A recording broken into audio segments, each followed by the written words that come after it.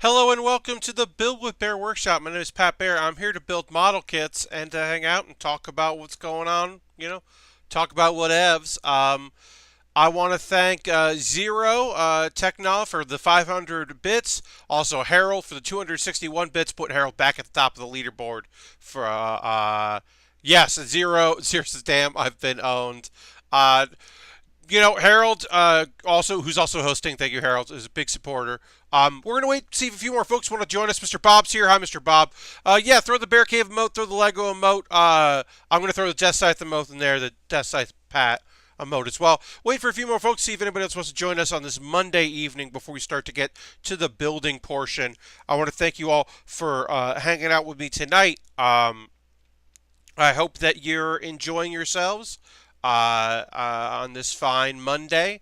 It's 9 p.m. Eastern Time, and I'm excited to work on a model kit that has been rewarding, I'll say. Scary in many ways. The AE86, which we'll, of course, be looking at today, continue to work on. I can show you parts of it. I've done, this color isn't great on the green screen, but you can do like that. We've got the car here. We've got at the top here, we're going to be doing more work on this, which will look just fine in the overhead shot. And then, yeah, we got to build up the front and the back of the shell. And then we got to take the shell and put it on top of the rest of the car, the body of the car. And then that'll be it. And it's a lot of components. If you haven't been watching, we worked on this on Thursday and Saturday. This is requiring glue. I'll keep saying glue. What I mean is that we are using liquid cement. We're using liquid cement, which I have not worked with. The last time I started doing snap and glue kits or paint and glue kits, I was using crazy glue, super glue. This is great because it dries very fast. I did a little bit of prep work today, and the piece that I put together, the glue set very fast. If you haven't been watching, what this liquid cement does is it actually melts the plastic just a hair, and so it adheres the two pieces of plastic together as it dries quickly. Jam is here. Hi, Jam. Happy to have you here in the Bear Cave. So we're going to work on our headlights, working on our front bumper and the roof, and then windshields and various other components, and then we'll do the back bumper, it's I could be painting this kit if I wanted to. I've been thinking this might be the kit that I do off camera. I might do some of the water solvent decals. Hello, Ultron. Welcome. Happy to have you here. I've been thinking that this might be the kit where I, for a video, not for the actual stream, go in and take a look at adding some paint to it. Or not paint, but the decals, I should say. Because I think that would be interesting to do. This has been a really interesting process, rewarding. I'm happy to do this. Our next kit we're going to be working on, which we might get to, I think we're going to get to today, probably tail end. It's in the description, the title, is the Levatine, the ARX8 Levatine version 4. This is a high-grade kit. It's a 160 scale model. You can see that there. It is from Full Metal Panic, which is Invisible Victory, which is the latest anime adaptation of Full Metal Panic, which I know very little about. But it's a cool-looking mech and a series we've never built anything from. And I'm going to keep... I'll say this. I'll probably say it like every once in a while, but much like another Gundam that we built in the past, I don't like the name of what they call their mechs in that series because they call them arm slaves, and I don't know what that. I don't get it, and I don't like it. So we're just going to call them mechs or robots. We're probably not going to refer to Levatine as a arm slave because it's weird. Anyway, let's go to the overhead shot because it's time to do some building of our 86. You can see here's the 86 there. It is pretty warm in my apartment right now, so I'm trying to build around my instructions so that I am not getting so it doesn't raise with my arms. You know how it goes. Can't really have the fan going too high in the apartment because it would be really loud and get picked up on the microphone. It already gets picked up a little bit. When I don't talk, you can kind of hear it in the background. So I try to avoid that if possible. All right, so we're building the front lights here. I upgraded my 360 camera and I got the most resolution in a single video I could ever, which is 5.7K x2. That's a lot of resolution, Mr. Bob. Mr. Bob has a camera that can shoot 360 degrees, a panorama, like a 360 panorama shoot. He has shared some of those videos in the Discord, and they are very neat. All right, so one of these pieces we don't glue, and I think that's the flexibility so that it can raise and lower, I think. But we do need to glue the other piece. So we need to glue... So basically I am kind of setting up where these pieces go, and then I will glue them in where they go once I have the idea. We got going here. Pazuzu 2600 is now following. Thank you for the follow. Appreciate that very much. You got your local spring festival. All right, Mr. Bob, that's awesome. Yeah, take some good photo and video. All right, so we'll do our best here. I'm a little shaky on how this goes, but all right, I think that's good. But yeah, thank you for the follow. Appreciate that. Follows are always helpful, and turn your notifications on so you know when I'm streaming. Thanks to everybody that was here on Saturday for my Jackbox charity stream. Raised over $200, which was very nice for St. Jude, and I was very happy to raise that money. All right, so yeah, so we're just adding. We're gluing where it tells me to glue by adding the liquid cement. And then adhering, and then just press with our thumb. That's all you really need to do. And we can prep the next step that we need to do here because we're doing these at the same time. Just gonna go like that. Just gonna go like that. Yeah, all right, great. Yeah, so I'm just pressing it together to let it adhere. And hopefully that'll work out just fine. And then we'll do the same thing on the other side. This is, like I said, it's been pretty damn rewarding doing this kind of kit. Because I've been scared about it, and I've messed stuff up. Like, I put the wrong windshield wiper on earlier. These are the right ones. But I put the back one on the front towards the last step that I did on Friday. But I was able to separate it, even though it was glued through the bottom, luckily.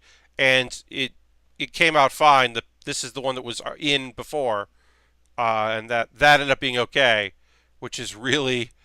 You know, when you have a snap kit, like most of the kits we do, which is about every other kit we do, it's not too hard to fix your mistakes. But with this kind of a project, I've been very nervous about it. Okay? About screwing up and not being able to fix my mistakes because I've glued a piece together and now it won't separate, you know, that kind of thing. But I've been following the advice of many people about snapping all pieces, making sure that the lines are clean and, you know, the edges are clean, and then, you know, assembling it before you glue to kind of see how it's supposed to fit together, and then adding the glue has been very helpful in that process. So, like, now that I'm doing these, I'm going to do the headlights here. I'm going to make sure, because there's a slight curvature, that I've got the right one on the right side before I start adding liquid cement to it. And then I'm like, oh, I'll fuck that up. Because I don't want to fuck it up. So,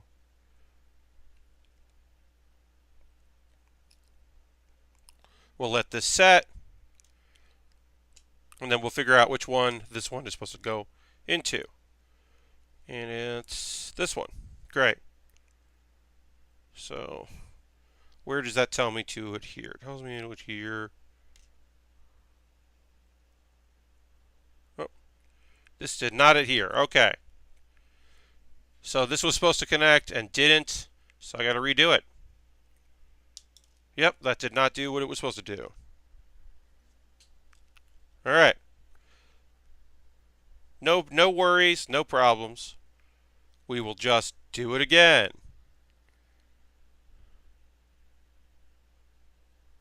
That.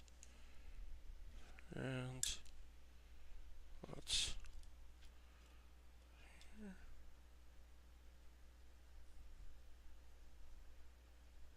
All right, and hold it down.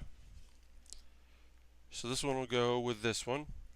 How's everybody out doing out there on the interwebs? I hope you're having a good evening.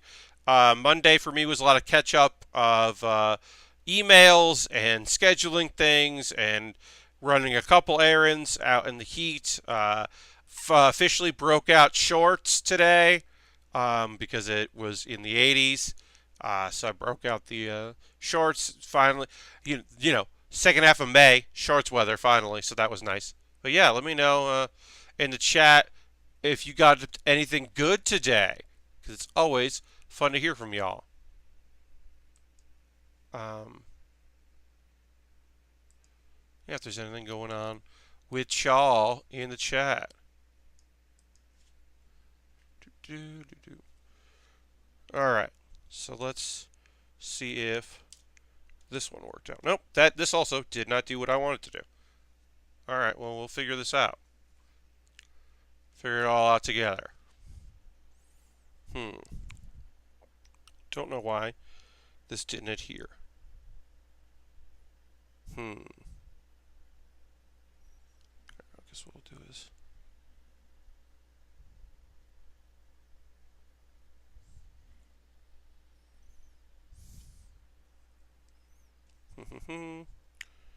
Try to keep. Hello, Lord Crashington. Happy to have you here. Welcome, welcome.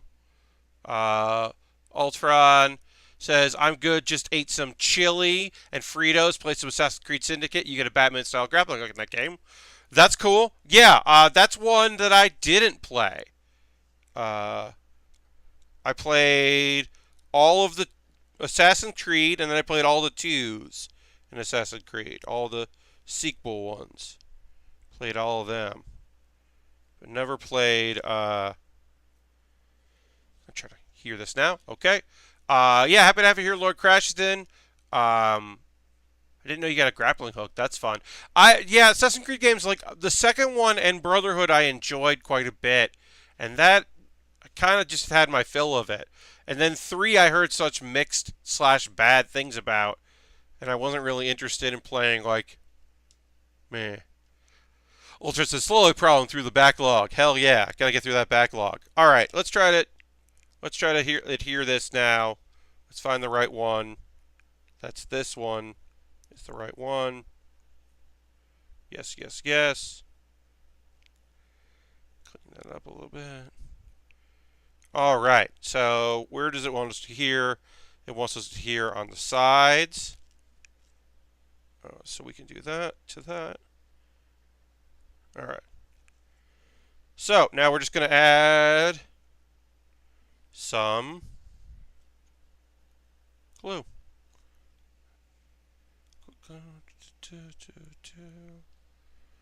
Um, I'm not a Game of Thrones watcher myself. I kind of gave up on the show pretty early on because it just didn't appeal to me. So I am happy for y'all and sad for y'all and whatever for y'all.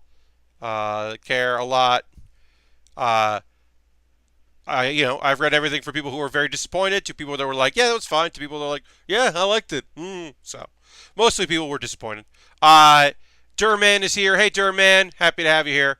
Um, I mean, for me, my Game of Thrones, the thing that I couldn't watch last night until I got home from work was Money in the Bank, and that was some real high highs and some weird middles, and then one very low low. But at least the low low came right at the end of the show, thus making me feel shitty for watching.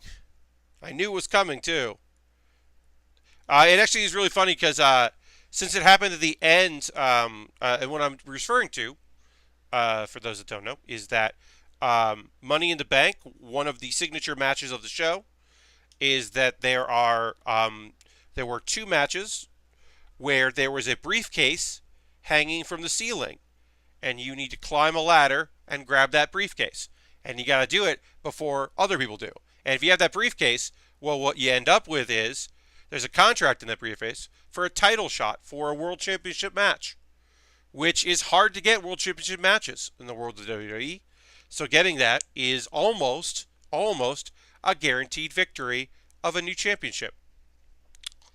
And someone was injured in the main event match before it started, the men's Money in the Bank. So there's one less competitor. Turns out that spot was filled by Brock Lesnar, who came out at the end, did very little, and won the Money in the Bank.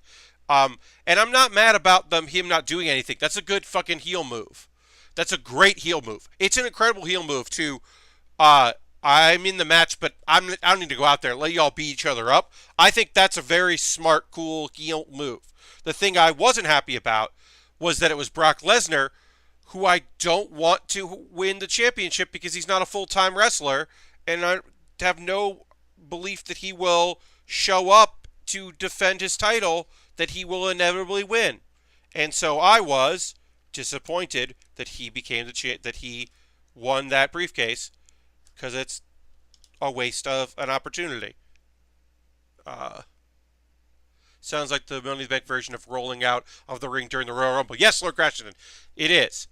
Yes, and it also sucks for all of the competitors that worked very hard in that match to make that match as good as it was. They did all that work just to have someone who didn't really compete come in and win it. Is a bummer, storyline wise and reality wise. It's a double bummer. Yes, I also don't want him to be Brock Lesnar, because I think he sucks, and I don't like him, and he's bad for everything. And I also am very much afraid that he is going to cash in on Kofi Kingston and become the new SmackDown champion, because SmackDown is moving to Fox in the fall. And so my thought is that they would do that, where they would have Brock Lesnar be the champion, and I don't want that. I don't want him to be Kofi Kingston, because I love that Kofi is champion. It's a real good story. Kofi's a great champion. I don't care that the crowd was tired for his match with Kevin Owens. They woke up during it.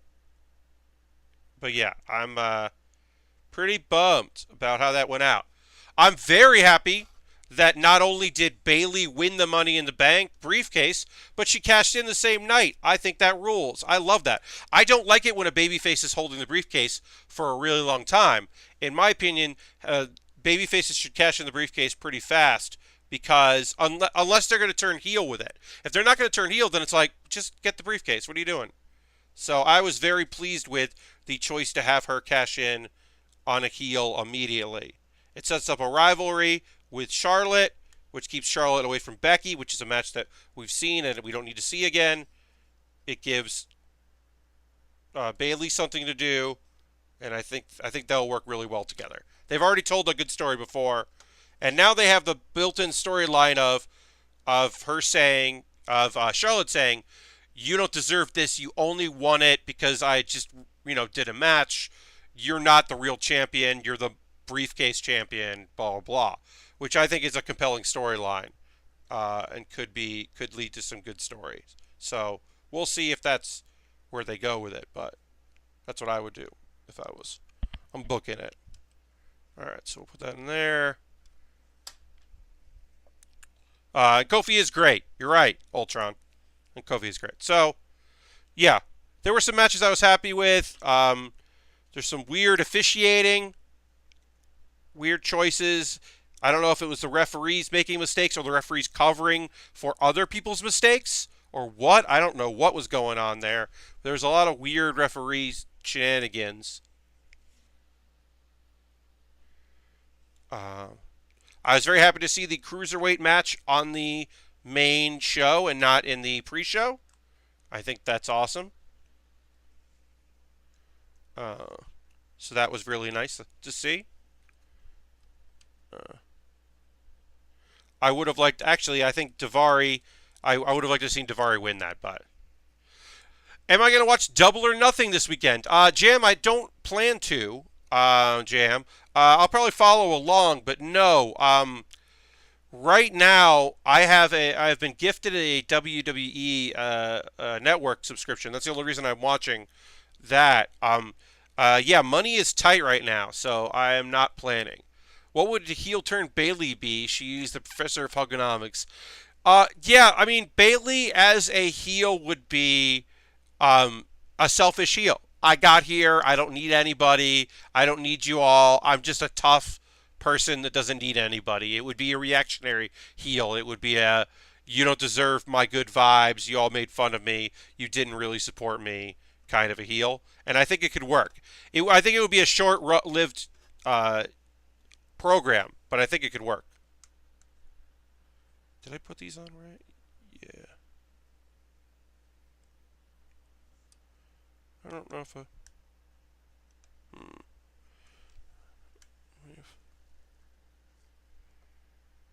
I'm a little nervous about these things. So I'm not necessarily planning on watching Double or Nothing. Okay, so I don't know if I did these right. Okay, so it's gotta go like that. Sorry, folks. I'm a little confused about how these work and if I'm attaching them right. So I pulled them off because I want these to be able to raise and lower. Even like that's the goal, is that they do that. So I've got to make sure that I'm putting these on the right way so that they can do that.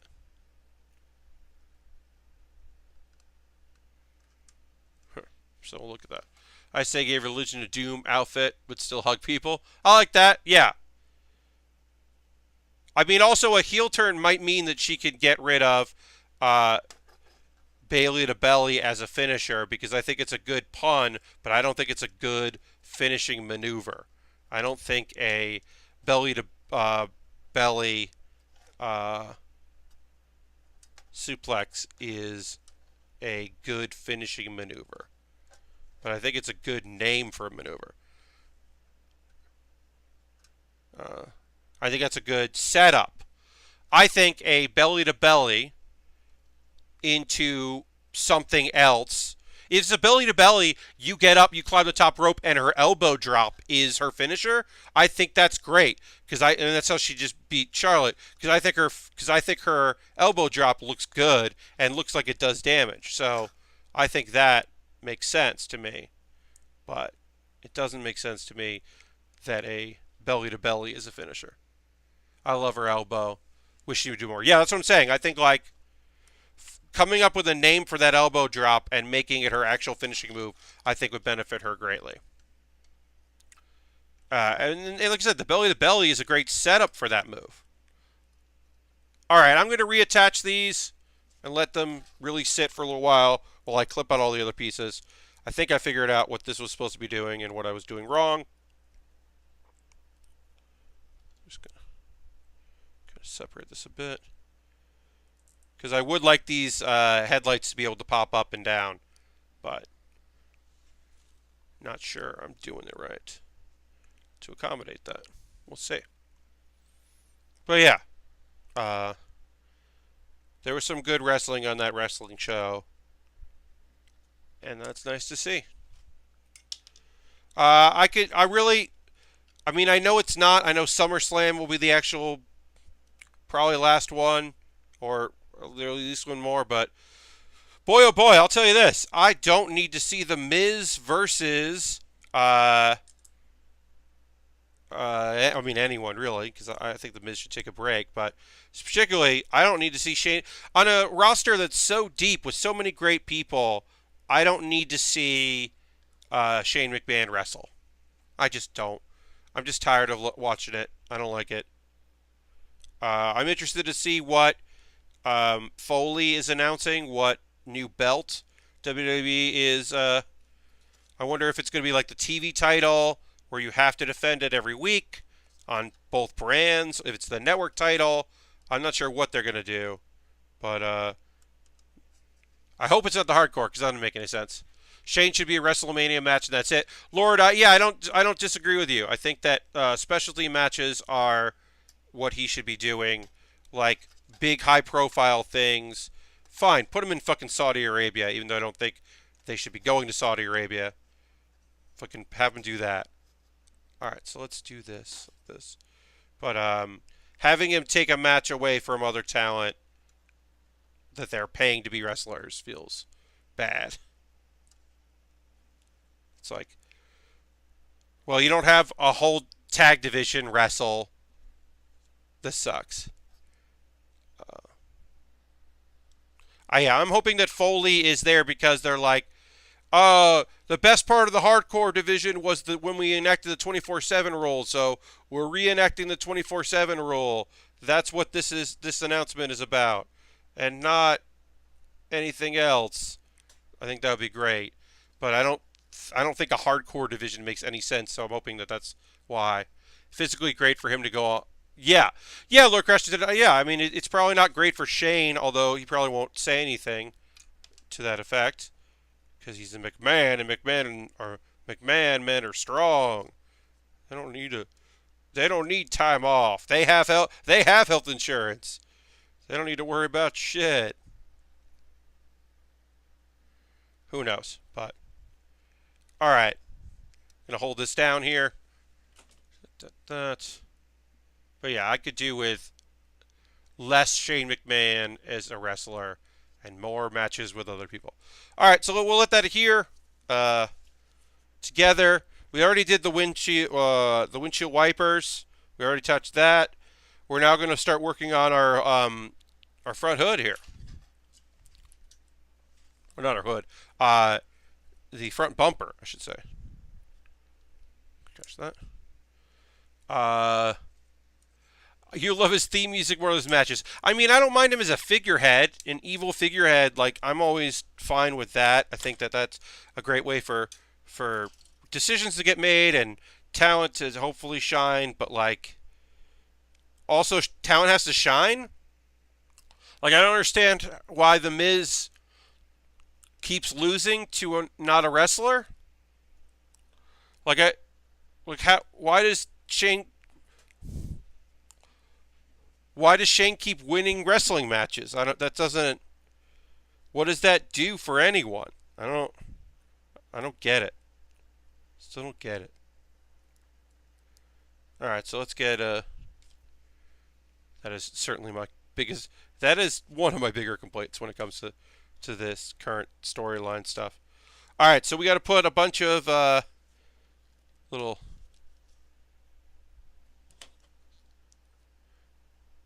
Lots of stuff. Lots of reflective plastics have to go into our kit here. Hopefully we'll be able to do that.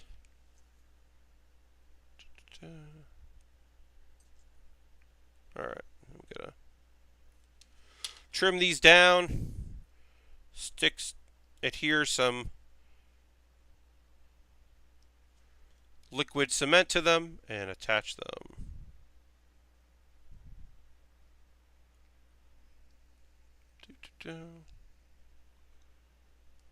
All right, put this there.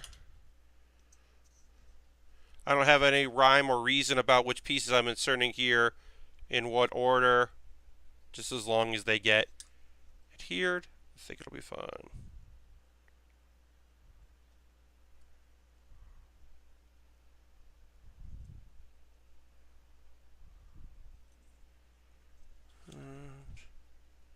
Shove that in. Great.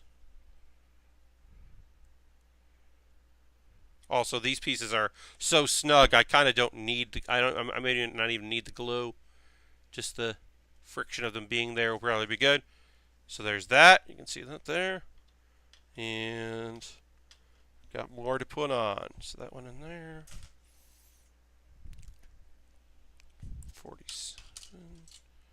Which is 47. This will be our license plate will go on this if I ever did the decal for that. That's where this would go. So that's fun. Really quiet chat tonight. That's okay. That is fine, y'all. If you all are not too chatty this evening, that is okay. You know, I like it when y'all are have some stuff you want to talk about, but it's also okay if you don't. So don't worry about that part. Just putting some glue here. Yeah, that's okay if folks are quiet. I will think of things to say. Is it AEW that's coming to TNT? Yes. All Elite Wrestling, AEW, made a TV deal with TNT. They will broadcast them. And that is, I don't know the start of that, but that will be the next thing, yes. With a 3-person commentary team that includes Jim Ross, although it hasn't been said if Jim is doing all TV or just doing special events and pay-per-views, or if he's also going to be doing, or if good old JR is going to do weekly tapings as well. Have not heard if that's the case or not. But yeah, should be interesting. Yeah, they have some really good talent. There's some people I've never heard of that are on indie. I don't have cable, but I'll look into being able to check out that.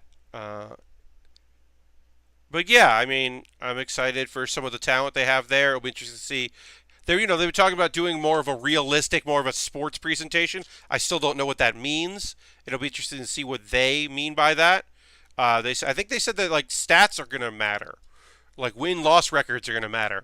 And now my hope is they're just lifting directly from Chikara. Now, if you haven't followed the indie wrestling promotion Chikara, what they do is they to be able to get a title shot for their grand championship, you need to have won matches and earned like basically like medallions that will allow you to like cash them in for a title shot because you've won enough to deserve the spot, and then you can get your shot. And then once you do that, you're up. You start at 0 again. And if you've won like tag matches, you can trade in for the tag belts, or you can like, if you're in a trio, you can gift that to someone, which happened. So that has been an interesting thing. So they really paid attention to win-loss record in Chikara. And I could see that being something like that. Like, hey, I've won, 11 matches this year, but I haven't had a title shot. What's up? And them being like, oh, yeah. But who knows? The other thing they have to take into consideration, one of the reasons why WWE doesn't worry about that shit, is because things change so fast and people get injured and storylines get rewritten and the whims of certain people can change week to week. That it makes life easier for the WWE to not really worry about that shit. Did they hire Marino for stats? Asked Lord Crash. No. Although they will have to keep track of all that shit, storyline wise, I guess. But yeah, they're saying they're present it more of a sport thing. There will still be storylines because that's the thing. Like a lot of those guys have been doing good storyline work on the indies and through the internet and their various channels and networks. So I could definitely see them wanting to continue doing that. And they should want to continue doing that because it's worked for them.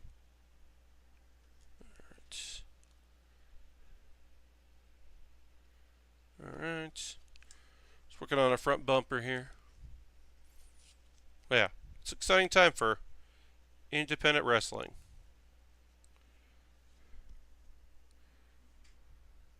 Speaking of Reno and stats, somebody asked me, like, hey, is League of Heels submitted yet? We have not submitted to PAX West yet. PAX West panel submission just started, I believe, over the weekend or Friday. We have not submitted yet. We will. We just haven't done it yet because I've been lazy about it. But we will. Despite the fact that I do not have a full-time job right now, I am still planning on going to PAX West. That's still the plan right now. I mean, plans could change, but that is currently what I'd like to do. So hopefully I will be doing it. Let's see. Asmo subscribed. I haven't been able to do this before via the iPad app, but it's telling me I may have been a subscriber for a year. That is 12 months. Ultron already beat me to it. Let's please, if you're a subscriber, please throw in the Baer Cave, the Baer logo. I'm throwing the Baer Scythe in there as a thank you to Asmo for being a subscriber for a whole year. That's incredible. Thank you so much, Asmo. That's awesome. Thank you for that 1 year streak. That rules. So yeah. Thank you so much for that. That's awesome.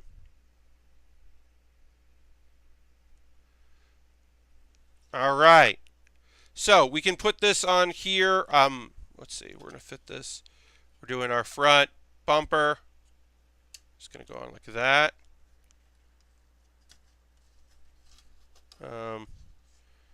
I am going to do these side lights. I'm going to see what these side lights look like.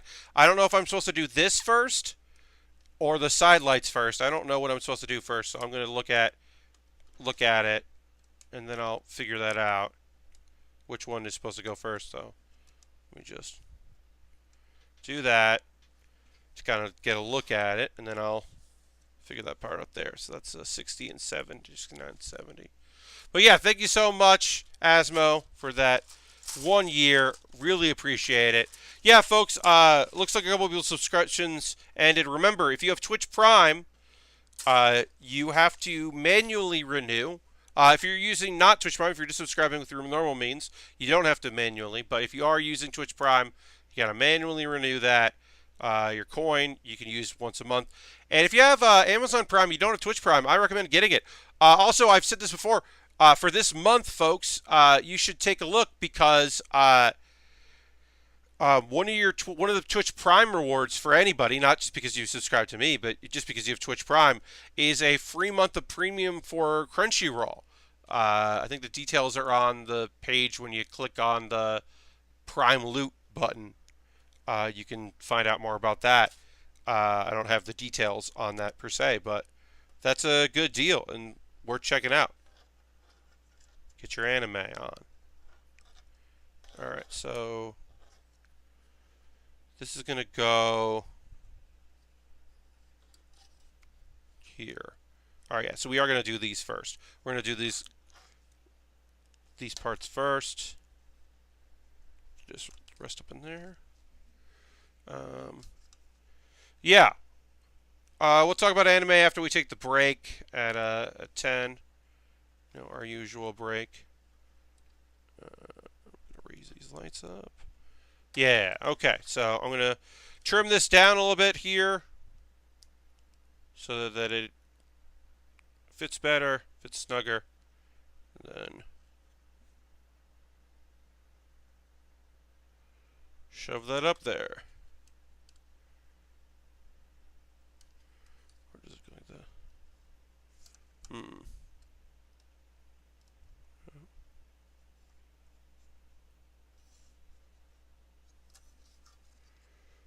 Alright. Oh, that goes the other side. Okay. Great. Let's put some glue on here. This has been an interesting project so far. I don't know if I would be willing to do one of these. Like, I'm glad I'm not immediately going to do one of these next. Uh, Working on a smaller kit, which is what we got coming next, like a smaller size kit. I'm not, I'm not mad about that. Just doing something a little different. Kind of look forward to that. Like, this is the Levantine that we're doing next. Is basically like an equivalent of a high grade. Like, it really looks more like a real grade. It's like a 144 scale. That'll be the next thing, the next project we tackle. That should be interesting to build. Because it is a project I haven't, it's a series I've never built anything from, but it is a Bandai kit, so that's always nice. Folks that are just joining, hello and welcome. This is the Build with Baer workshop. We are working on the AE86. This is a paint and glue kit. We are not painting, but we are gluing. It is a challenging process, but I'm very pleased with it. This is the first glue kit I've done since I was a child. The first time I've worked with liquid cement. Previous endeavors had all been using super glue when I was a child. So this has been quite the interesting kit. They made sure to note this here. That they're like, hey, don't glue this on. This is the this is our hood. Our hood is not meant to be glued on, so that we can remove it if we wanted to, which is kind of neat. So we'll just let that like that. Let snap on, and then I will eventually have to clean this up because I got some. This is most likely my fingers, like a little bit of dirt from my fingers on there. But yeah, there's the hood, which is cool. I saw that the full metal kit was 160, but does that mean it's as big as a Gundam 160? No, Ultron. It means that the model kits in that show they're more like exosuits than giant building tall like buildings. I forget the actual height, but they're not supposed to be that big. They're not that tall. So that's why it being 160 means that it's still a fairly small size. I'll have to compare it. I'll have to look at some other kits and see how tall it is when it's done. But yeah, it is a 160 scale, but that still means it's a pretty smallish kit. All right, let's do this next. We'll raise that up. We still have to put the windshields on and a little bit of something around the window there. But let's do the bumper here first. There. Right, I figured that's what it was. Yeah. Yeah, no, when you see 160, I know a lot of people are thinking very large kit, but it's just that this is like 124, but that's because we're doing a car. Like, this is the fucking car. This is a real car. That's why the scale is like that. That's also been a very interesting element of this build, is that we're building a thing that exists. Like, this is a real car. So it is very strange to be assembling a real car. I know the Victory Gundam kits are mostly smaller than others that are the same scale as well. Yeah, because the Victory, that was like part of the point of it, right? All right. So that attaches. That'll adhere. That's the front bumper. Gonna let that sit. Could probably glue this at a few other places, but this is all it's telling. This is the only place it's telling me to glue it. So we'll let that sit, and hopefully that'll set right. We do want to have a little bit of wiggle room because the front part of here, this front and back part, this is gonna have to go on top of our car, and it is gonna have to separate and pull a little bit to snap around. So we'll give it a little bit of a wiggle room there. And now let's do some side lights here. 23 and 22, 35 and 34. All right. This is 70. No, it's backlights. Not that. Let's see. It's 40. Okay. What's that? I need that. Let's see. 24 and 25. or 23 and 20. Yep, there's two here. We need those. Okay. Yeah, so we're going to do, let's get these things on here. And this one is 23. And 34 and 35. Which is the last of the clear pieces here, right? Nope, those are different. Yeah, those are different. Oh, it's silver. Ooh, chrome, I should say, not silver. Chrome.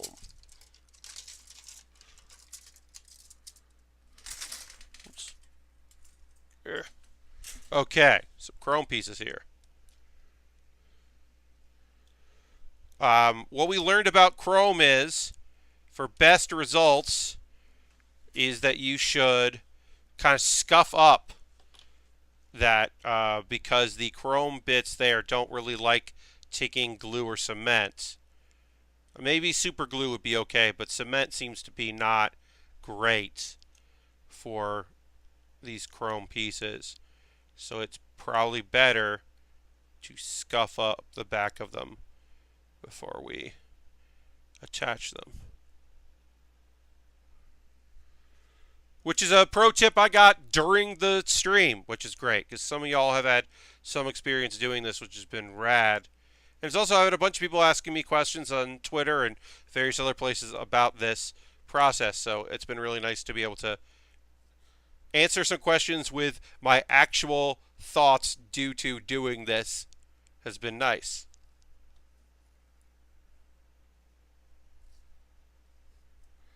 All right, great.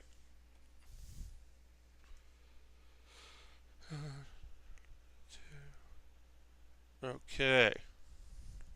So, we'll take our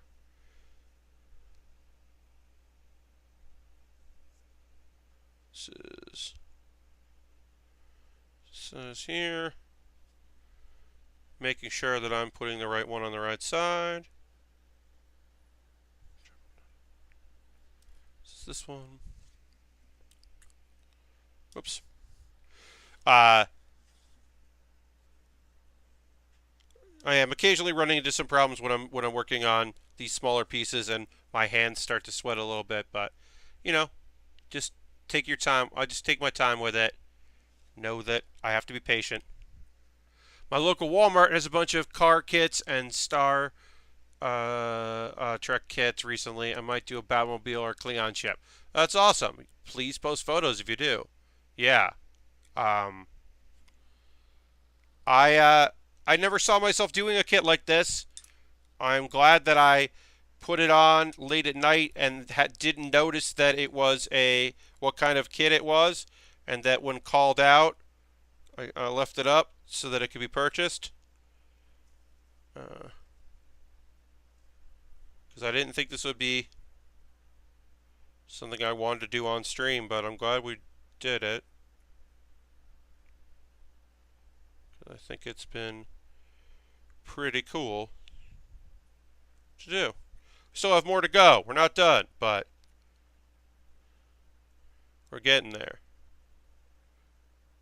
Okay, we'll have to redo this because I messed up this piece. Nope.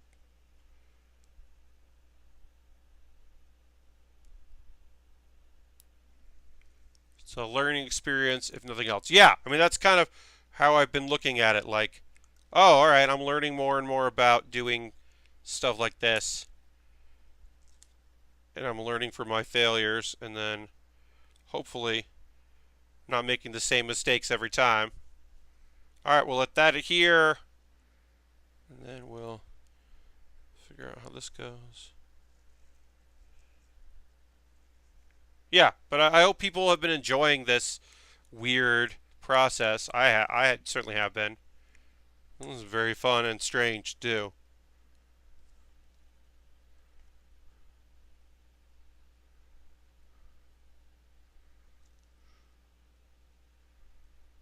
Alright, we'll let those sit for a second. Let's snap out the other pieces we need, which is More chrome. I believe this is the last of the chrome to do. It's also been weird because this kit has so many, like, clip this piece off before you adhere, like, little nubs that I'm not used to. You don't really find a lot of that in snap kits. You know, some very small pieces have that, but it's been odd to run into that on one of these. All right. There.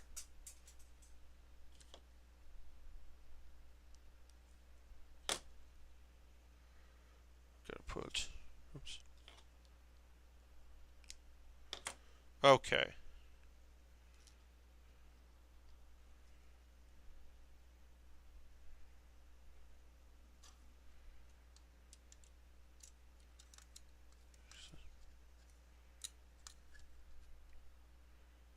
Okay, so let's just go like that. Alright.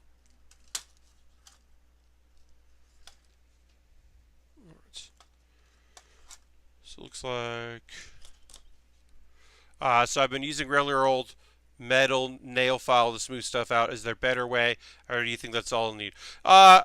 Yeah, a nail file will certainly do the job. I have these. I have this sanding stick. It's a coarse sanding stick. I like it just because it's so wide and big. I've been enjoying that, but also I don't do a lot of sanding of stuff, so I think anything can work. You know, I just didn't want to fucking literally have to have sandpaper, and that got recommended was the sanding sticks. So when I was just starting back out, and that's the one I've had since I started streaming, because I haven't needed anything else. So I would recommend it because I have very much thought it worked out great.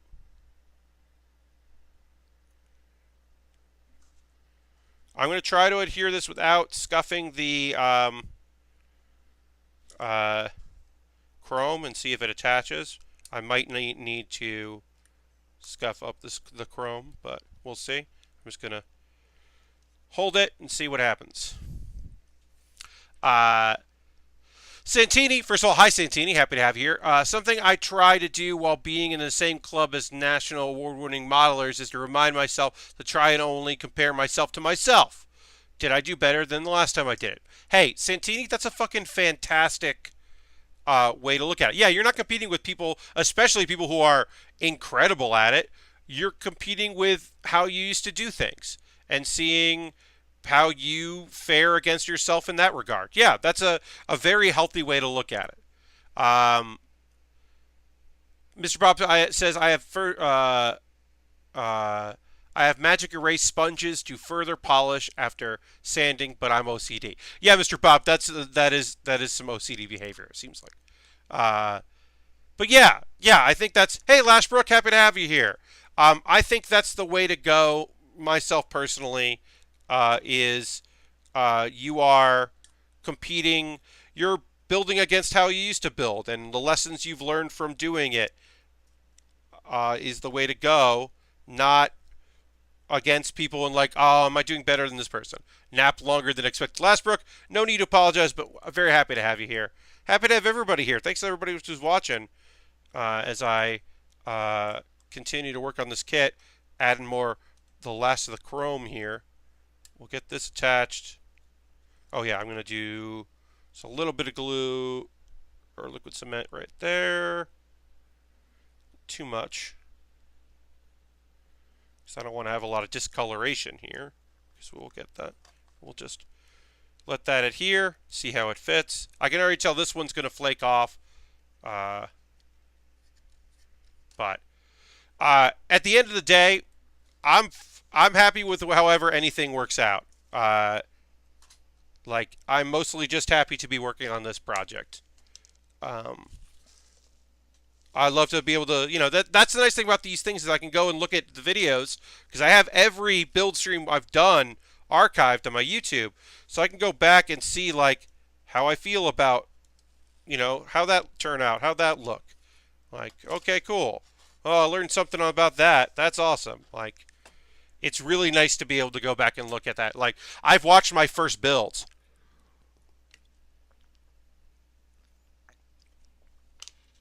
I should point out, this stream is the 199th build stream. On Thursday, I'm going to have my 200th build stream. And I have learned a whole lot about model kit building from doing these streams. The original incarnation of the Build with Bear workshop was an hour or an hour and a half a week. Then that became 2 1-hour shows. Then it became 2 1.5-hour shows. Then 2 2-hour shows. And now 3 2-hour shows. So I've gone from just doing like an hour and a half or maybe 2 hours once a week to building 6 hours a week, plus usually another bonus one a week as well. So thank you very much, Aristofan. Also, hi, Aristofan. Happy to have you here. But yeah, I'm going to hit the my 200th build stream. And that doesn't include like my travel build shows, which I didn't number. I've numbered one of them and the other one I didn't number, but and like the one YouTube I did that wasn't live, because that was when the first year I went home for Christmas and thought I could stream for my parents and then didn't. So I just recorded in OBS my build stream, my non-stream stream. But yeah, number 200. And then I'm going to start a new playlist because it's too many videos. Plus that Build with Bear also has, my YouTube playlist also has like every of my mailbag videos too, so that's too many. All right, that's all of that stuff done. Now we can start working on the back. Put the bumper on first, and we'll take our polish to the cause in a couple of minutes. But yeah, yeah, it's really nice to go back and look at all the videos I've done and see the kits that I built, and the first perfect grade I built on stream and how nervous I was about that. Even my first master grade on screen, first real grade, like all those first, like just kind of learning as I go. It's been very gratifying. All right. Let's go here. And this is going to connect, this is the back bumper.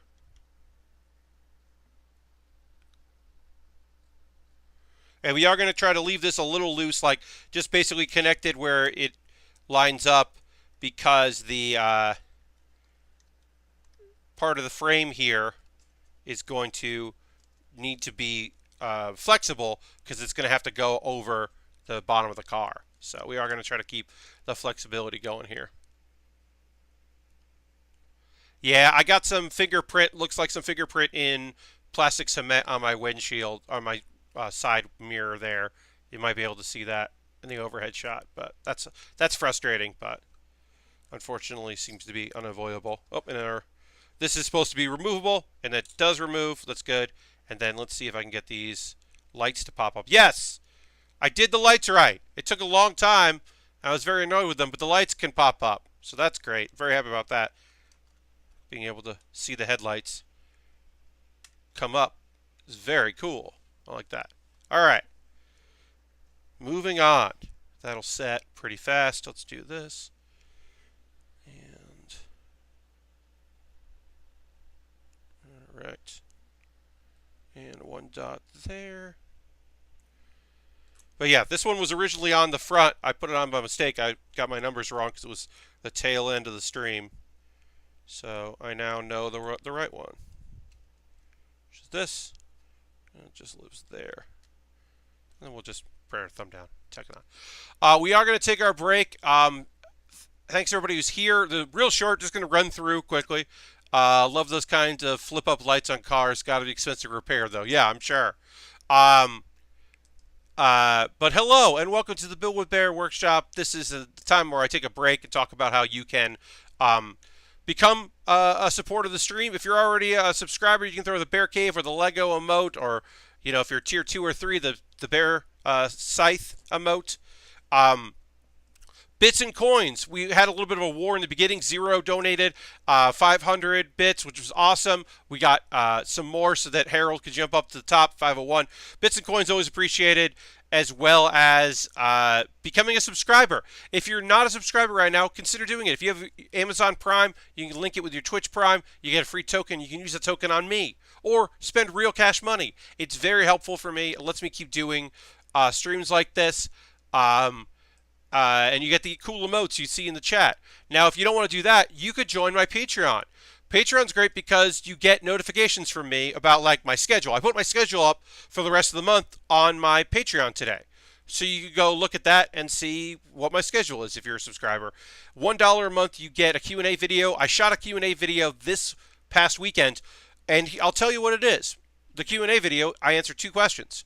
One is about why I use this headset mic. And the second one is about how someone wanted to know how they could get into the improv scene where they live. And I gave suggestions about that. And I think it's kind of an overall arching thing about being an improv watcher and also an improv performer and how to get into that. And I talked for like 10 minutes about that. So I think that's worth $1 for a month. And then there's other rewards for higher levels. I have an Amazon wish list. This was bought on my wish list. The next 3 kits I'll be building were all bought on my wish list. I'm going to link that in the chat right now, but then I'm also going to go to it so you can see, so I can talk about a few things that are on the list that look cool. I know that at least one other thing is coming. Someone bought me a, I believe somebody bought me a papercraft kit. I look forward to building that in the future, but there's a bunch of cool shit that's on my wish list that I would love to buy. Lego sets and model kits and various cool things that I would love to build. And if there's something that you think you'd love to see me do on the show, it's not on my wish list, send me either Twitter or join our Discord. I'll put the link to Discord right there if you want to get involved that way. And then I should mention that everything I make through Patreon, through Twitch, through my YouTube ad revenue, I'll get another check someday. I've only gotten it once. That goes to buying materials and equipment, including if you want to donate directly. If you're like, I got like $10 one time. I got a Ko-Fi, ko-fi/PatBaer. It's my coffee. That's like if you don't want to belong to a service, but you want to give me a tip. That's a good donation or a tip. They're very much appreciated. I'm currently just doing freelance work right now as I hunt for a full-time job. It sucks and I hate it, and I can pay rent this month, which is great, but June is going to be weird. So if you want to support me in that way, that would be rad, and I would really appreciate it. So please consider donating if you'd like to do that. I mentioned the community, and I think that's it as far as those my pause for the cause, as I like to say. I gotta drink a little more water because it's fucking hot in here. It's very warm in this room.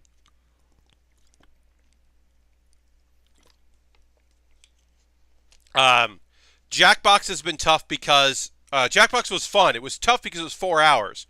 It was fun because any stream I do where I'm not where I'm not using the green screen is pretty rad because it means that I don't have hot lights on me. I just have room lights. So when I do my stream, my upcoming stream on Wednesday at 7 p.m. Eastern Time, where I'm going to play some Hearthstone, I won't have anything for that. That's my next stream after tonight will be me doing a pretty fun Hearthstone stream on gonna need that on Wednesday. This Wednesday I'm gonna do that. Looking forward to that. I enjoy playing Hearthstone. I might do a dungeon run because I've never done that on stream. It'd be fun to explain, and the dungeon run's pretty fun to do. They get pretty wacky, and I think that'd be fun to do on stream because they do get pretty silly because you're basically playing with very custom nonsense things. So that could be fun to do on stream. All right, so back into building. Speaking of Hearthstone, did you see today's Nerf news? Asmo, I did not. Hi, Asmo. Thanks for letting me know that there's Nerf news. No, I did not see the Nerf news. Oh, boy. I'll have to take a look. Didn't see that there was Nerf news. Oh, boy. Hearthstone. I'm gonna look it up. Nerf. Let's see. Okay. So it's May 22nd, which will be the day that I stream. Okay. Tempo Rogue. Okay, yeah, good. All right, the Rogue nerfs. Okay, great. Uh, Raiding Party's going to cost 4 instead of 3. Great. I like that. Evil Miscreant is going to be a 4 cost. Okay, so Evil Miscreant being a 1/4 it does mean a lot. It means and then what's going to happen to Prep? Oh wow. Ooh, I don't like that. Ooh, I like the first 2 and 3 of these. Uh, Elysia, I think is fine. Oh no, that prep is sucks. That sucks. Um, yeah. I would generally very much agree with the first 2 nerfs because that really Rogue is out of control, and that Miscreant being a 4 cost means that it's possible you can fucking beat it. Um, but the that other nerf I do not like at all. That prep nerf is terrible because that affects all rogues. Basically, prep is a 0 cost card, and it means your next spell costs 3 less, and now it's going to be cost 2 less, and that affects every rogue class, and it affects my favorite deck, which let you play a 4 cost card on turn 1, because you would play academic espionage on turn 1, and that ruled, and now you won't be able to do that, and I think that sucks. I think that really sucks. Oh man, yeah, that's a bummer. Right. Gotta put these flaps in, so let's do that. Yeah, that prep. Oh, I don't like that prep announcement. I really like because Raiding Party uh, was like such a big tempo swing card. That costing 4, I think, is good because it means you're not coin Raiding Party on 2 or playing Backstab Raiding Party on 3, getting your weapon so you can guarantee play your weapon on 4. That delays that for a turn, which then means that you're not playing on turn 5 your pirate that you drew on turn 3 by using Backstab. So that is a big deal. It really does change things. Evil Miscreant, I like that they didn't make it cost more. I don't know. I think the 1 health difference, that does help a bunch for being able to clear it. I could see that getting nerfed again or changed again in some way. Did you see the Yu-Gi-Oh! VR video? Yes, I did see that. It's weird. It's weird. I don't know. I don't know if it would be. I don't think it'd be fun to play like that, but it's interesting. But I did see it. Yeah. All right. So, oops, we gotta put this flap in here. I understand and appreciate the logic it opens up their design options going forward, since prep would never rotate out and every rogue spell essentially need to be over cost to account for it. Yeah. Ultron, it's not time to duel.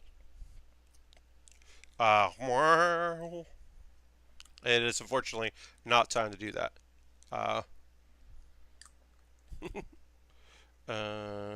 so this is going to go in like this. Yeah, that prep is a bummer as a person who really likes playing academic espionage. Like, my wild academic espionage deck is very fun, and meaning that I have to wait till. So basically, it means that now, like, Sprint is 5 cost with prep instead of 4 cost. That does change things. I didn't fully get the joke until I saw the hypercut of Pot of Greed. Yes. Alright, so I think those will here there. We'll let those sit. We're going to cut out the other things. We have to build some stuff here, so we need 74, 61, and 67. So we'll find those.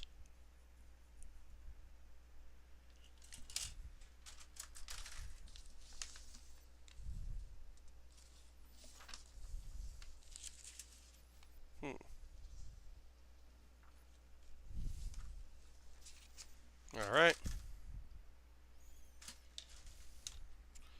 Let's see. This is, here we go. We got 67, 68. We need those. What am I doing here? 67 and 68. We need that. And then we need 61, 60, 74, and 73. All right. Those. Not that. Not that. Oops.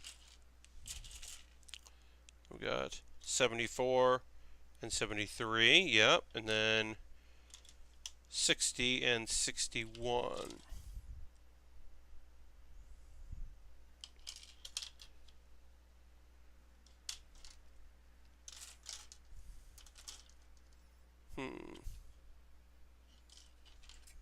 There they are. Alright, some tiny pieces here. We've got some real tiny pieces to build. So talk about anime, because I didn't stream on Saturday. I actually have a few anime shows to talk about today, so I'll talk about those. We Never Learn. I don't like this former... I don't care about this girl. We've seen her in a few episodes. The girl who used to be the tutor that failed, that doesn't like that he's succeeding, and also thinks he's doing it just to date them, which he's not doing it just to date them, but it's just like a character who is trying to make sure that like he fails is fine, because it's like we don't need it because he's failing anyway, because it's a romantic comedy, so of course he's failing. Like that's where the drama comes in, or the comedy comes in. So I don't really need that about We Never Learn. It's still a fun show. I'm still enjoying We Never Learn, but sometimes it is a little grating in its goofiness. Let's see.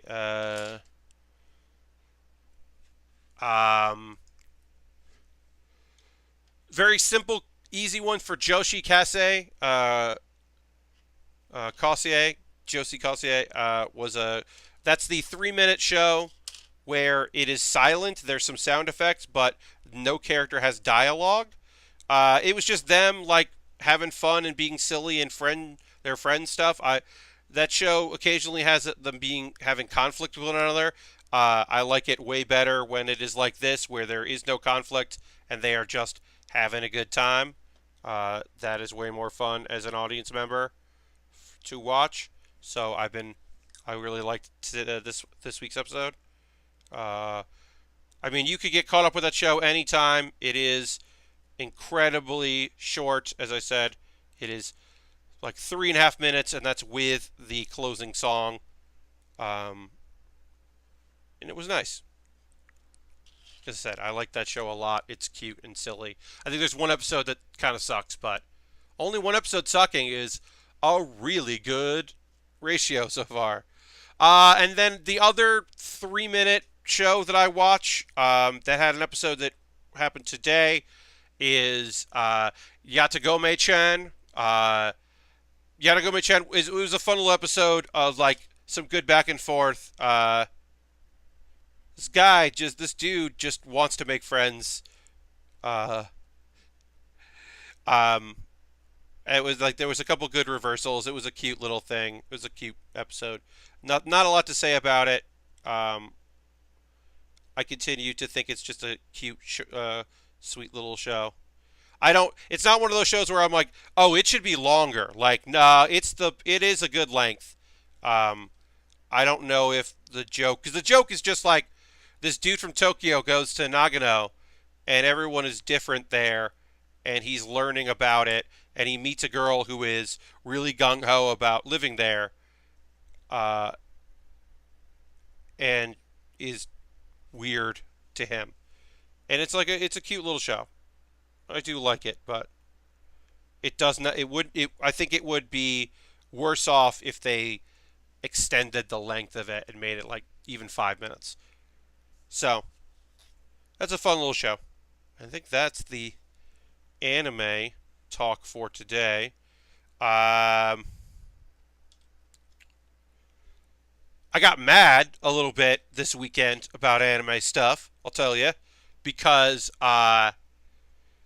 Sailor B from Crunchyroll, Victoria, uh, who fucking rules and owns and is awesome. Don't get me wrong. Was talking about how much she really like Shadow Skill is one of the shows that like reminds her of how much she loves anime and how awesome it is. And I was like, oh hell yeah, Shadow Skill. Is that on Crunchyroll? It's not on fucking Crunchyroll. She got my hopes up that I could go into the Shadow Scale and watch that show again.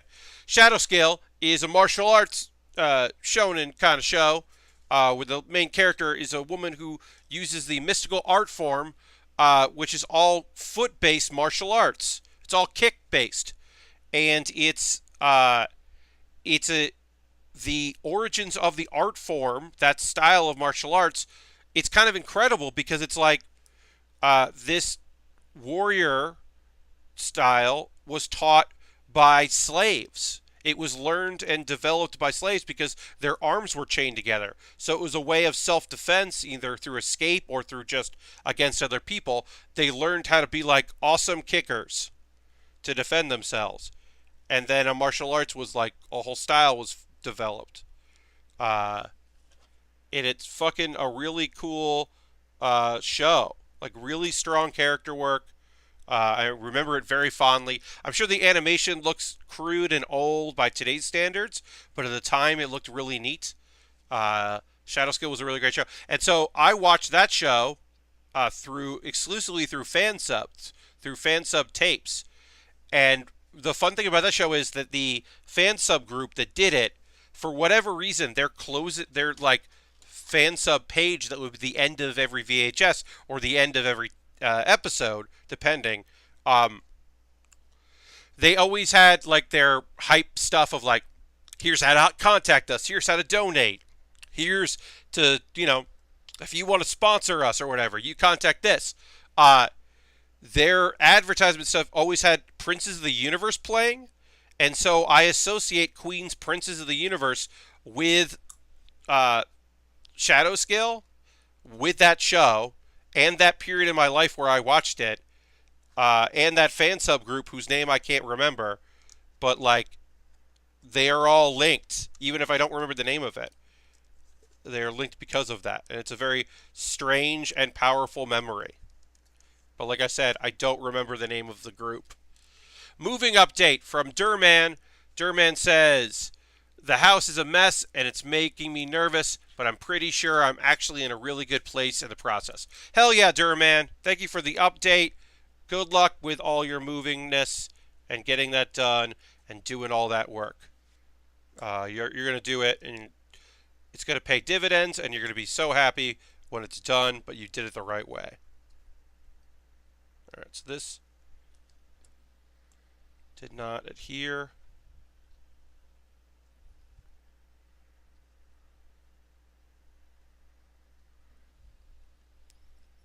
This piece did not adhere right. This back here. So we're just gonna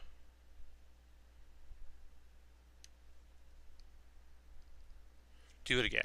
But yeah, I know we got a few folks here in the chat who are around my age, or a little younger, but still remember getting fan subs that weren't just torrenting, because that really did change the game.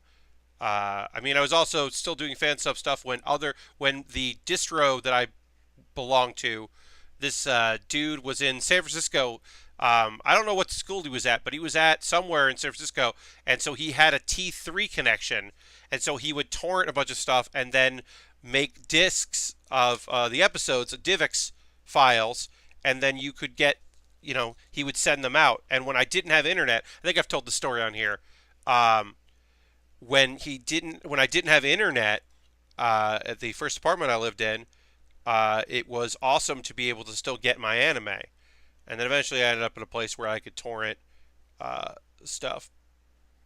But yeah, for the longest time, I would just send this dude money through PayPal, and then he would send out, like, when he had enough for a disc, so it was like 3 or 4 episodes, depending on the length of the show, he would have enough to send out, and then he would send out a disc with whatever show you watched, or you could just pay him and he would send out stuff as it came out, and you could just be like, whatever, and he would list the stuff that he wanted to send out. It worked pretty well at the time. I admit that many bootleg anime and 60s TV Batman DVDs. Yeah, I mean, sometimes you just go to a comic book shop and you just buy, like, I definitely bought the that terrible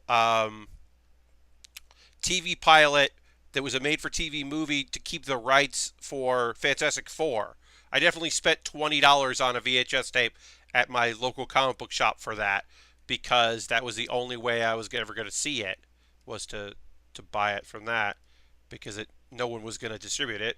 I mean, that's also how you got the the Star Wars special, Christmas special. Like, you made concessions with yourself, and you're like, well, I want this, so I'll pay for it, because that's how you got it. Good Thing costume in that. Yeah. Oh god, that was so terrible art, terrible work there. But I mean, they had to make something to keep the rights, so that's what they came up with. All right, let's let that sit. Let's let that sit. We've still got to do a couple more pieces here. Gonna do 7 and then 47 here. We're just letting a few pieces dry here, and then we will continue on. There was a terrible Wheel of Time show within the last 5 years. Yeah, I never saw that, Asmo. But I know what you're talking about. Yeah, back in the day, that was... And then also, like, you made copies of tapes. I mean, I still did a little bit of that. Like, fan subbing is certainly not legal. It wasn't gray. It was totally illegal stuff. But, like, we decided it was cool. But even I, like, went beyond that. Like, I would buy the Cowboy Bebop DVDs, and I had a TVR VCR combo. So what I would do is I would plug in my DVD player to it. I would start the DVD and hit record on the VCR, so it would record whatever was on the TV, and then I would just go and, like, do shower or whatever, and then the 3 or 4 episodes that were on there would get recorded VHS tape, so I could give the VHS tape to a friend of mine who didn't have a DVD player. And that was how I made it so that she could see Cowboy Bebop. That's how she saw it.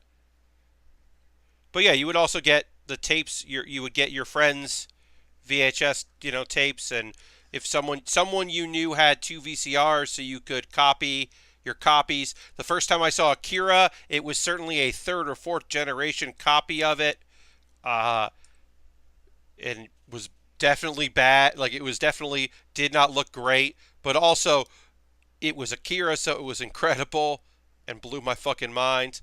It was so nice to buy that on DVD, like the anniversary Akira DVD, just to watch it, like, nice looking. Stuff was way more expensive. Oh, yeah, Ultron. I mean, like, I knew a dude in the anime club I belonged to that he was buying, he was paying for laser discs of OVAs. I wouldn't download a car. No, I would not.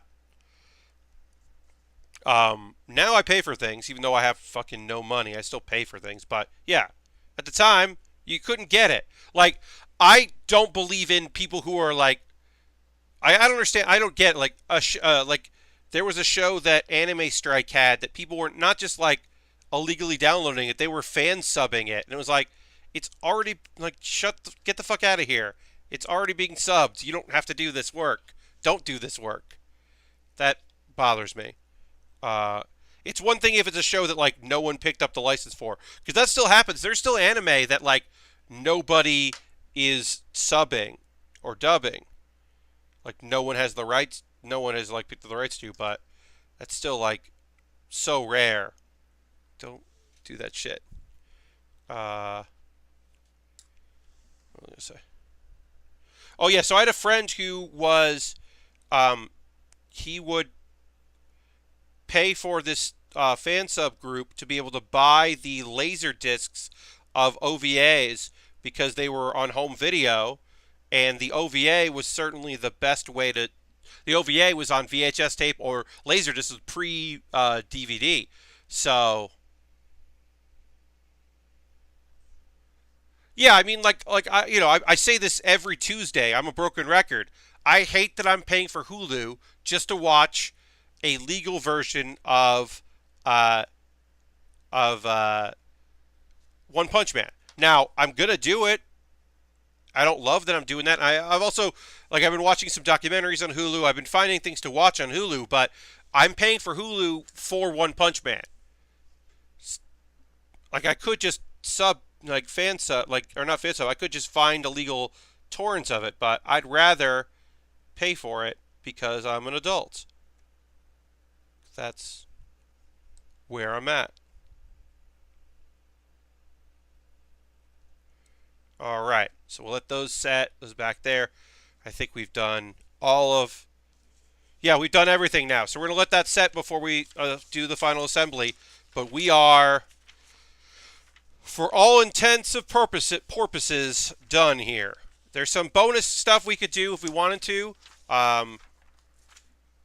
We could do some body mods to this kit if we wanted to. You can see there. There's some fins we could put on, but I'm not going to do that. I'm not here for that. I'm not here to modify. We could have put on. We had different headrests we could put on, but I'm not. I'm fine. Turns out OPM is also streaming on Viz's website. Is that dub though? Because, or do you have to have a subscription to Viz to watch it? Or is that the first one? I don't know. I'm going to look at this.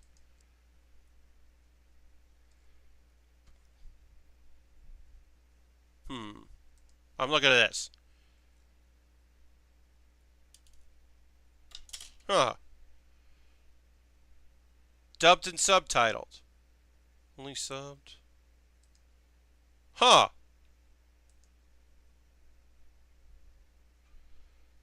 I'll have to look into that.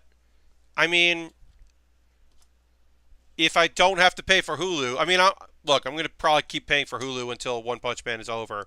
But if it's on Viz and it's the same time frame, I'm going to look into that. Stack all the fins on top of one another. Yeah, no. I mean, we could do some stuff, but that's like modifications. That's for another time. We're letting this back stuff dry, and then we're going to adhere this thing together, and then we'll be done. Like I said, I might do some detailing in the future. I might actually do some water-based and actually put the Tofu Shop logo on the side and the license plate decals, but I don't know.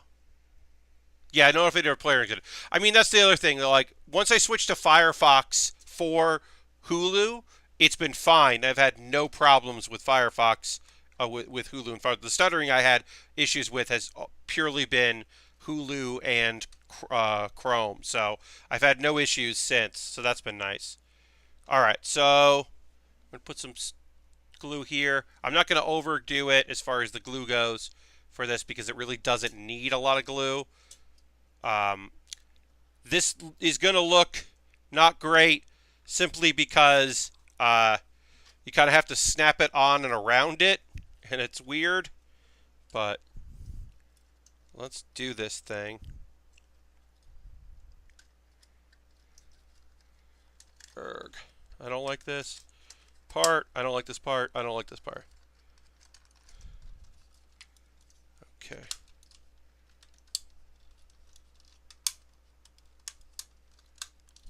Okay, so I gotta... Oof. Oh, yeah, I knew that was gonna pop off. I'll get that back on later. Yeah, I'll have to look at the Viz site to see if I want to actually use that for... I'm going to take these off too. There we go.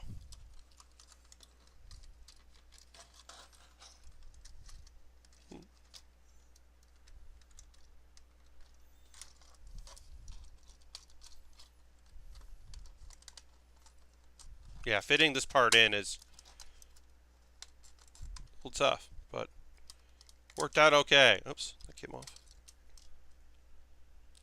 Alright, so I have to do a little bit of repair work here, because getting it on ended up being a little rough. But, because of course, like, there's a spot to line up this piece here on the muffler, but how do you know that unless you put it on when you put the muffler on? So the muffler part came apart, which I was expecting it to. So we'll just hear that like that.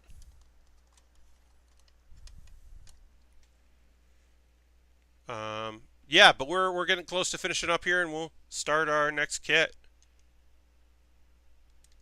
Oops. Erg.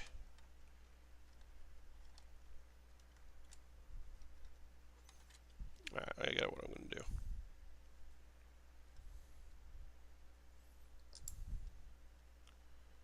Just going to put the muffler. Oops.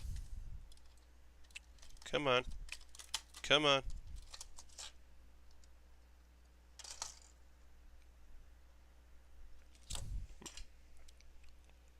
That.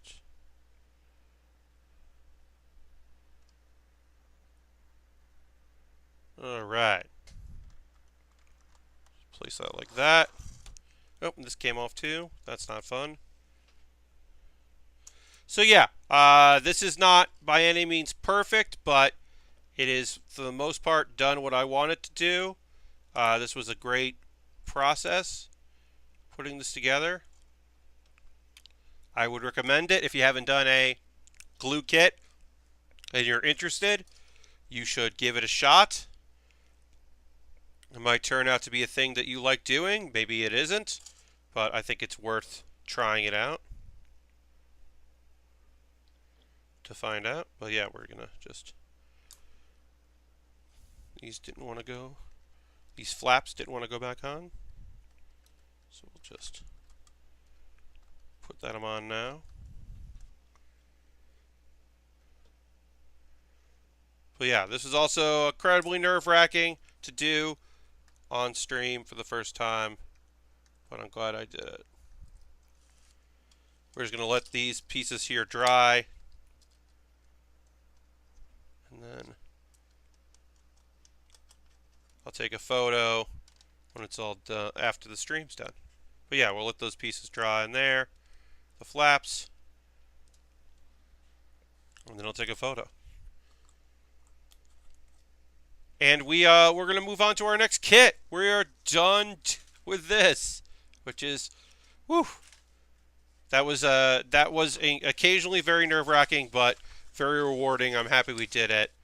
And now it's time to move on to our next model kit. We are working on the ARX8.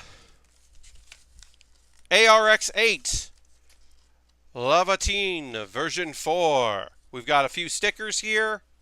They came kind of bent and weird in the bag, so that's annoying. We've got some rubberized pieces here. This is the HG, so it is a high-grade 160 scale. There's some color instruction, which is fun. Lots of English instruction. Photos look pretty good as far as the instruction page, so looking forward to that and getting that started. Make sure the parts are facing the right way. Yeah, plenty of English in here. This is a 2018 kit, and it is a Bandai kit. So there should be some good instructions. As I said, they call their kits arm slaves, or their gunpla arm slaves, which I don't love the name of.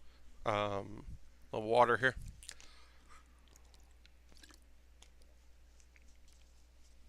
All right.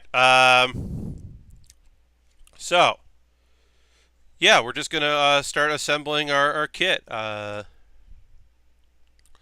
I said, I have no experience doing this particular kit here. We're starting with the body.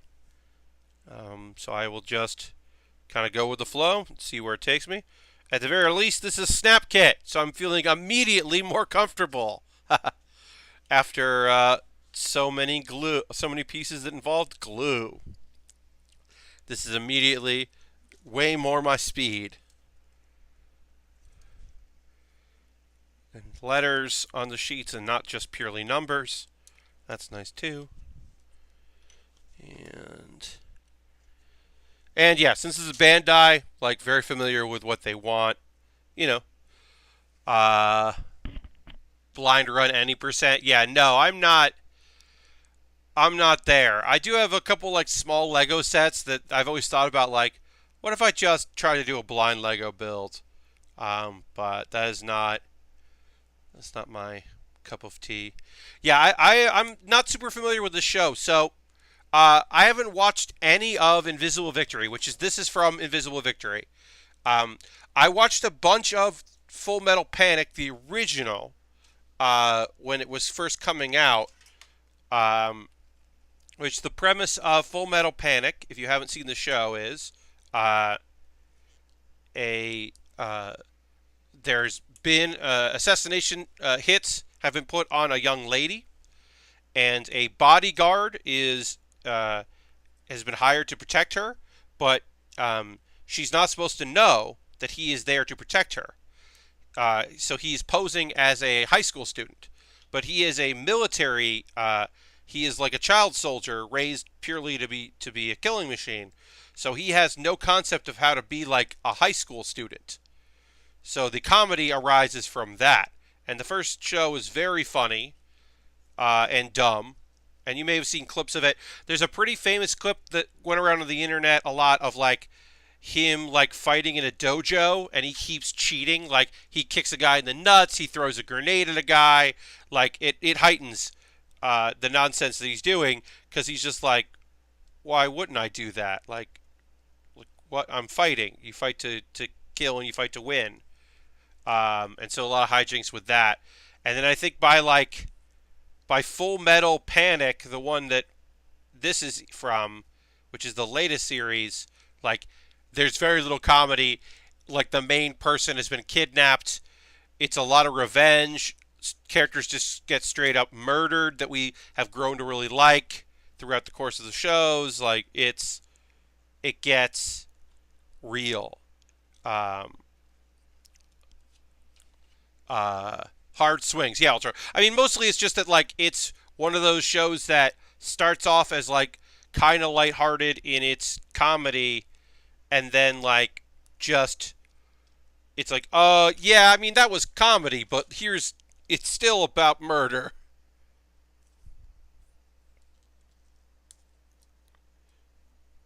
Enjoy. All right, there, and then we need G4. Which is down here. Good old G4.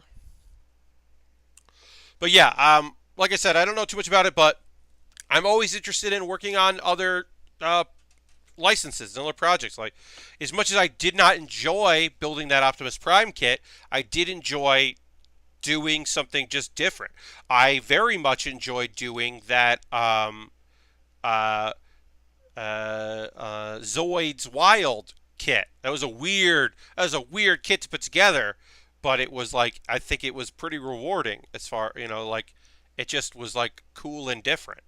And I'm certainly into that.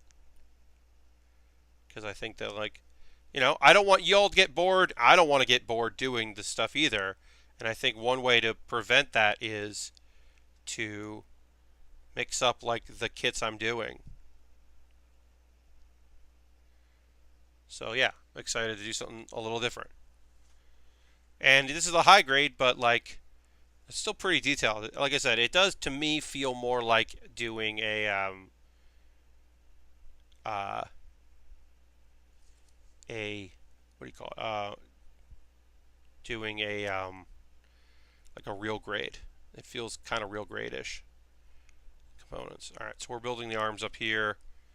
Then we gotta do A117. Good red color. I really like this red color. It's very sharp. All right. Goes on here. But yeah, we're just working on the arm of our kit right now. It goes like that. And then B25.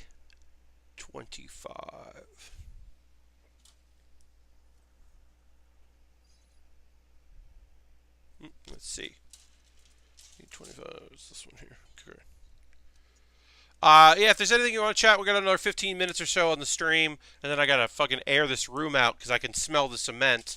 So I gotta turn the fan up high, open up a window here, let the breeze come through, and really try to air out this room because it is smelling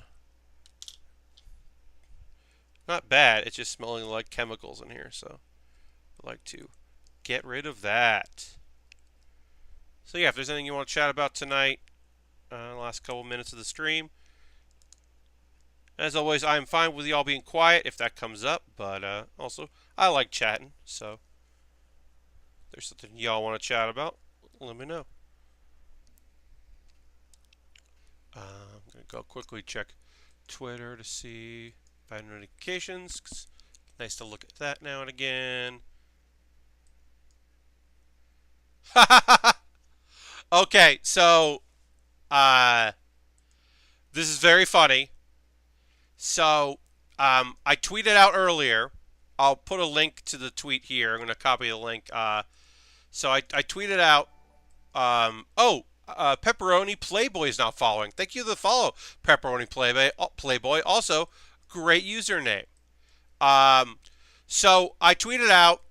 On Crunchyroll's front page, they're running a favorite character in the Rising of the Shield Hero poll, and they didn't include the best character, who's Baba, Elzrasa Grillarock, who is also the old lady. Now, she's only in 2 episodes of the show so far, but in one episode she's sick, and in the episode later it's revealed that she used to be an adventurer and kicked a lot of ass, and she kicks a lot of ass, and I'm like, how y'all not going to have that character? And so I got a reply from Gretchen going, "Oh no, you're right. I'm sorry," which I really appreciate. That I think that's awesome. They apologized. So I'm going to play thank you to that. But I really like I like that one of the social media people was like, "Oh no," but also that lady rules. Like they put in like the Pope as one of the characters who's like a villain, and maybe you like the villain, but even as villains go, that guy sucks. Like he's not a good villain. Like they included, you could vote as your favorite character in that show. They let you pick like the blacksmith character, and I was like, nah, can't do that. No thanks. So I appreciate that Crunchyroll applied. Lastberg says, I restarted Gridman today because I never finished it, and I do not recommend watching the last episode while dozing off. So I did catch up on SSSS Gridman, and I also agree with you that is not a show that's a show you should give your attention to, because a lot of shit happens in that, and it's good to know where you're at with it, because it fucking goes places. And yeah, you want to be. Durman says, I packed up some anime VHS tapes today. Hell yeah. I only have a couple VHS tapes left. I have a couple shows that never got licensed in the U.S. like later, and there's no other way to watch them. There was a OVA called Oni. Um, I believe it was an OVA. That show never got licensed anywhere in the U.S., so I made sure that I kept those tapes. Um, I also had a VHS tape that I bought because it had bonus stuff about Cowboy Bebop that wasn't available in any way, and then eventually the DVDs included all of that bonus stuff. It was like episode 0. It was like a bunch of stuff that was part of a TV episode to hype people up about the show, and I bought that because I was like, well, I should have this, or import it on like eBay, and then and then eventually it just all ended up in there. So that was unnecessary of me to, that was an unnecessary purchase, but still happy I did it because I wanted to have it. But yeah, I don't have many VHS tapes left. A lot of that, because I had so many tapes, and my parents were like, you should take these out of the house. We're moving to Florida. And I was like, yeah, I'm going to throw out almost all of this because I do not need it. Because a lot of it exists, or I could just torrent it later. But like I said, yeah, I have some stuff that I kept because it's not available anywhere. No one has it. I couldn't even find it now if I tried. Maybe somebody would have a few of those things that I now have. I stopped looking. But I've always wanted to digitize some of the VHS stuff that I have. Oni was a cool show. Oni was a very cool show. It was very like by the numbers at the time. It was like people were able to transform and they didn't know why they were able to do it, but they were able to transform into like basically like they were calling them Onis, like monsters or demons, but they weren't demons. They were just people. Yeah, it was a cool show because they were like trying to figure out why they were the way they were, and then also like protect people and help people out. But it involved a lot of like transformations, so it ate up some time by doing transformations that they could just animate once. And they would transform, and then they would win, and then, they transformed and didn't win because the people they were fighting were still strong. They were stronger even without them pumping up and building themselves up. It's like, oh no. But yeah, I remember that show being pretty fun, and like, it never got a U.S. release, and then I think like no fans, like a fan subgroup started it, and then like nobody continued because it wasn't like popular, and maybe the OVAs didn't even finish. I don't know. It might be that it wasn't popular in Japan. The thing that sucked was it came out around the same time as the video game Oni, so Google searches only just found out information about Oni the video game and not Oni the anime, and I was like, but I want to know more about the anime. I don't care about this video game. I'm not going to play this game. So now every time I see someone talk about, like, when I see Xandra speed running Oni, I'm always just like, grr.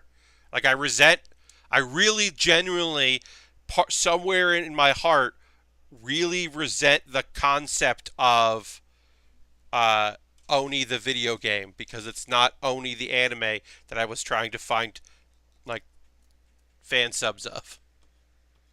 Oni stole Oni's thunder. Yeah, I mean they're not even at the same time. It was just like when I was looking for it, it really did. It really did like genuinely annoy me.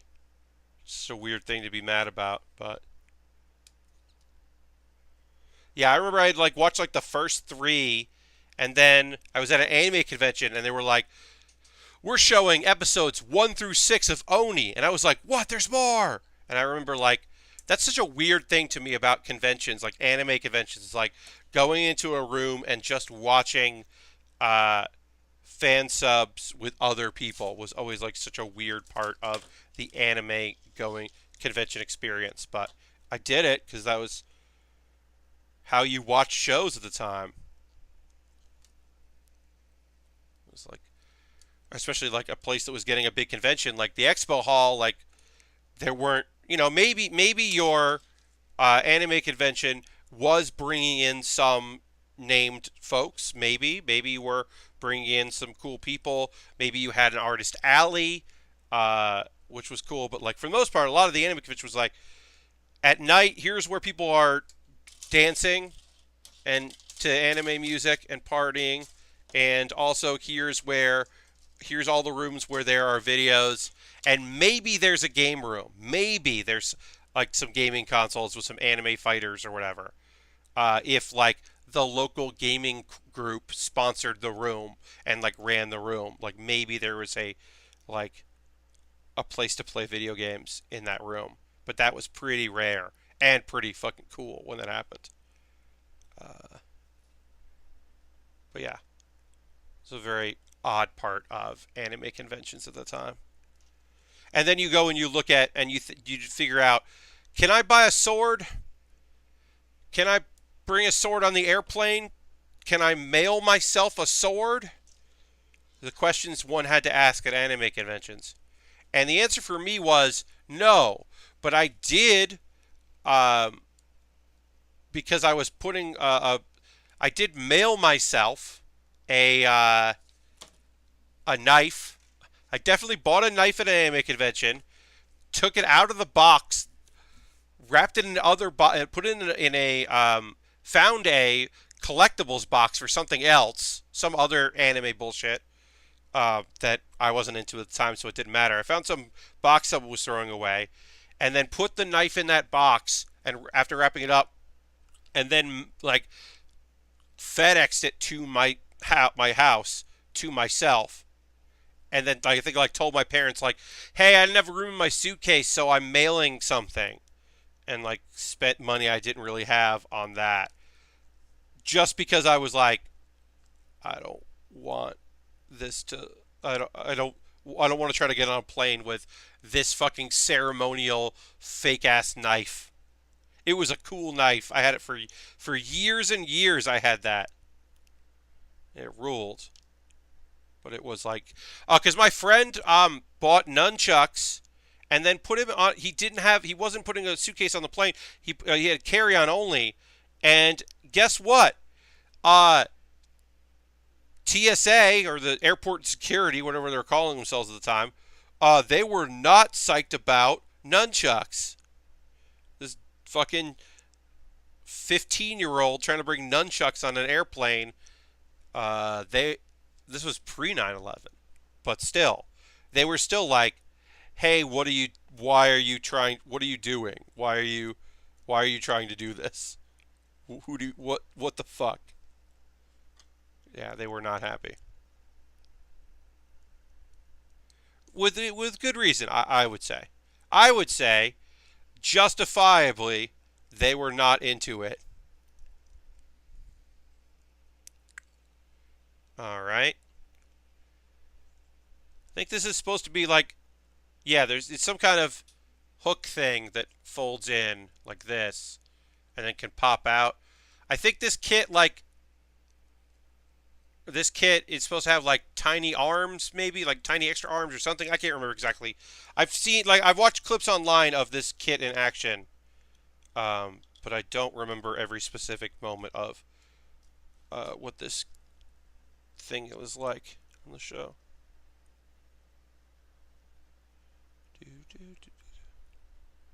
Uh, oh, I have a video to recommend for y'all as we wrap things up. I'm going to finish this thing and wrap it up. I'm not going to put a link in there, but you can go to YouTube. Just go to YouTube on your own time. Whatever. Maybe do it after the stream. Go to YouTube and search for Getting the Robot. Getting the Robot is a great YouTube channel you should check out. It some of the hosts. I know some of the hosts from that show, from the shows. It is a great like explainer, YouTube channel that kind of look at content of stuff. They look at a lot of anime and Steven Universe and some popular American stuff, but mostly anime. It is a reference to Shinji getting the robot. That meme. But there's a incredible explainer about the timelines of Yu Yu Hakusho that's really good to watch, that I enjoy. And also, there's a critical essay, video essay, exploring racism in in the Dragon Ball series, particularly African Americans and Africans in Dragon Ball. And that is, it's the fact that it exists on the internet and is like a reference is so nice, because it's so like, it's fun in some ways, and like fucking Yodoya does such a great job. It's really good. So Mr. Popo continues to be a problem. Indeed, Ultron. Mr. Popo is still a problem. So I would recommend going and check that out. That is Getting the Robot. It's a cool show. They film stuff in New York, and I have a lot of appreciation for that. And just like, it doesn't feel like your typical. It was the point. It is not your typical anime exploration video stuff, or like, let's talk about the powers in My Hero Academia, and it's like, okay, cool. It's some interesting folks chatting. So I highly recommend that. And we are going to wrap up on that recommendation. Thanks so much for watching. This has been the Build with Baer Workshop. I'll be back. My next build stream is this Thursday, where I will continue Full Metal Panic Invisible Victories Levatine High Grade. But I will be back on Wednesday, this coming Wednesday, 2 days from now, 7 p.m. till 9 p.m. Eastern Time, playing Hearthstone. Maybe I will attempt to modify my Wilds Academic Espionage deck with this new information about prep. Can't play Academic Espionage on turn 1 now. I'll have to coin prep academic. Nonsense. Anyway, thanks so much for watching. I hope you have a great rest of your evening. A bunch of subscriptions just expired today. If you use Twitch Prime, check your status. Renew if you can. Really appreciate it. Thanks so much for watching, and enjoy the rest of your evening. Bye-bye.